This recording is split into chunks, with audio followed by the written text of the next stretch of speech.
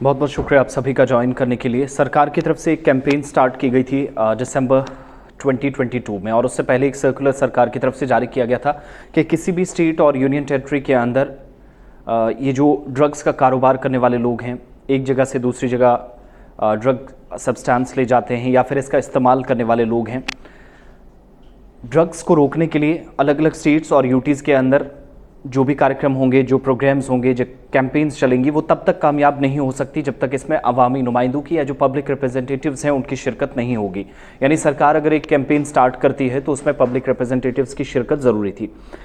3 सितंबर 2022 को union territory के अंदर जम्मू कश्मीर में भी एक नोटिफिकेशन इसी तरह का सामने आया और सरकार ने कहा कि अर्बन लोकल बॉडीज़ और जो PRIs हैं, पब्लिक रिप्रेजेंटेटिव्स हैं, उनकी ये जिम्मेदारी है कि सरकार जहाँ पर अफसरान को जिम्मेदार ठहराएगी, ज्यूरिस्डिक्शन जो उनकी आती है, जहाँ जहाँ वो काम करते हैं, नशा मुक्त अभियान चलाना है, वो कैंपेन चलानी है, वो मुहिम चलानी है जिसके तहत तमाम ऐसे लोगों से डील किया जाएगा। अगर कोई इस्तेमाल करता है, ख़रीदो फरोख्त करता है, इसका इस्तेमाल करने में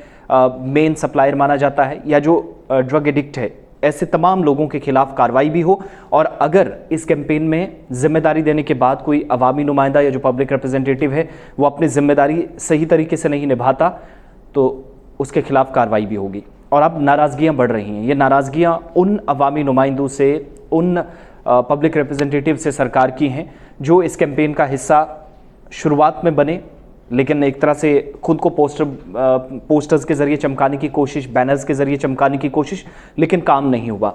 सरकार ने क्लियरली डायरेक्ट किया है कि हमारी जो डायरेक्शंस थी, हमने जो हिदायत जारी की थी, हमने जो कहा था, नोडल ऑफिसर्स अलग अलग हिस्सों के अंदर बना दिए गए। लेकिन जब बात पब्लिक रिप्रेजेंटेटिव्स की आई, जब इन अवामी नुमाइंदों को कहा गया कि आप इनके साथ कोऑर्डिनेट करेंगे, राब्ते में रहेंगे और बहुत सारी जगहों पर आपने एडमिनिस्ट्रेटिव जो कंट्रोल होगा उसमें एक अपना इंपॉर्टेंट रोल प्ले करना है, वो नहीं हो सका। जिसके बाद सरकार ने कहा कि अर्बन लोकल बॉडीज़ और पब्लिक रिप्रेजेंटेटिव्स या जो अवामी नुमाइंदे हैं शहरी इलाकों के अंदर, अर्बन लोकल बॉडीज़ और पंचायत लेवल पर, ब्लॉक पर, तहसील के अंदर, डिस्ट्रिक्ट्स के अंदर जो पंच सरपंचेज़ हैं, DDCs हैं, BDCs हैं, वो अपना रोल सही तरीके से नहीं निभा रहे हैं। इसमें सबसे बड़ी एग्जांपल क्या थी कि एजुकेशन डिपार्टमेंट को कहा गया था कि आप कैंपेन चलाएंगे अलग अलग जगहों पर और जिस डिपार्टमेंट को भी आप अपने साथ लेना चाहेंगे ले सकते हैं।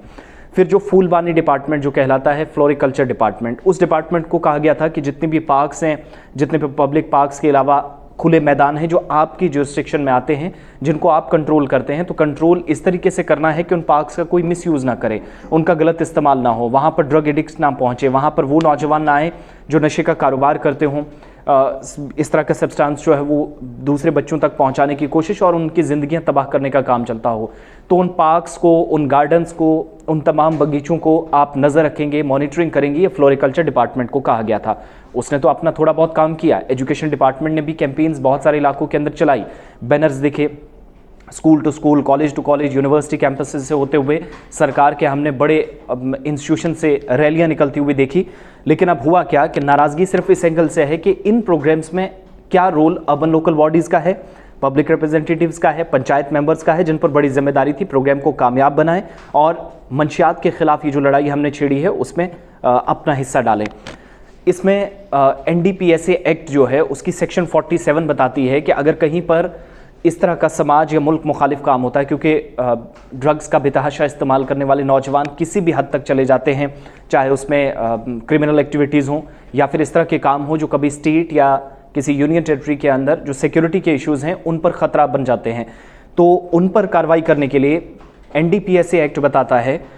जिसकी सेक्शन 47 बताती है कि आप इस सेक्शन के हिसाब से अगर इस तरह की कोई कैंपेन जहां पर एंटी सोशल एलिमेंट्स को आप ख़त्म करना चाहते हैं या उनको मुख्य धारा में वापस लाना चाहते हैं तो पब्लिक रिप्रेजेंटेटिव्स को साथ रखिएगा, अर्बन लोकल बॉडीज़ को साथ रखिएगा। अगर वो नहीं आते हैं तो आप पनिशमेंट भी उनको दे सकते हैं, जो कानूनी कार्रवाई कहती है। कानून के जानने वाले जो माहिरीन हैं, जो एक्सपर्ट्स हैं, वो ये बताते हैं कि आज के वक्त में अगर ऐसे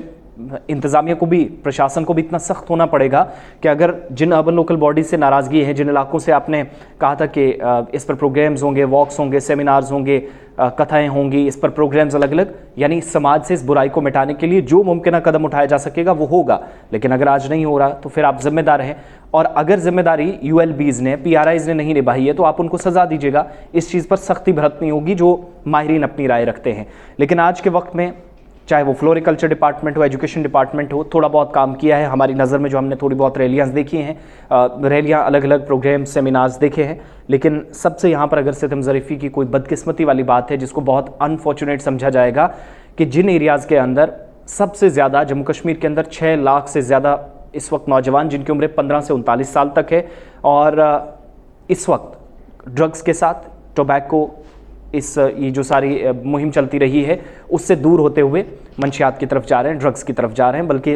इस बीमारी में वो इस वक्त लिप्त भी हो चुके हैं। लेकिन उससे बाहर निकालने के लिए जब जिम्मेदारियां तय की गई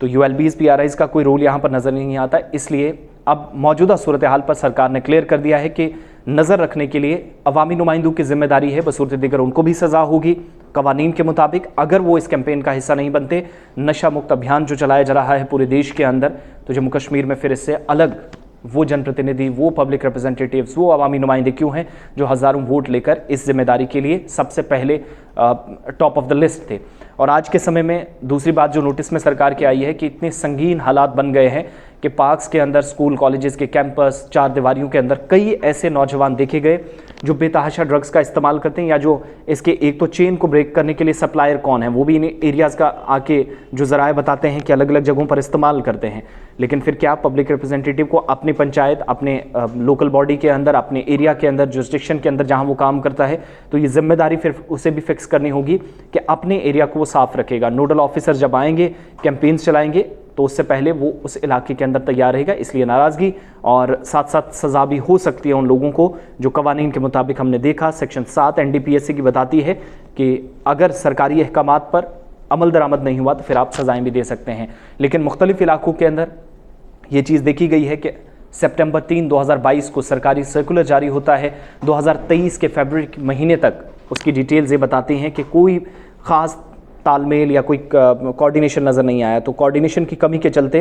नाराज़गी इन जनप्रतिनिधियों के प्रति जो है वो सरकार की बढ़ रही है। और अब एक बार फिर से हिदायत जारी कर दी गई हैं कि आप काम करेंगे तो मुहिम कामयाब है, वरना फिर शायद फ़ोटो सेशन या ये जो वीडियो शूटिंग का सिलसिला चल रहा है, इससे ज़्यादा ये कैंपेन कुछ भी नहीं है। सरकार जिस पर लाखों रुपए इस समय कैंपेनिंग के नाम पर खर्च कर रही है।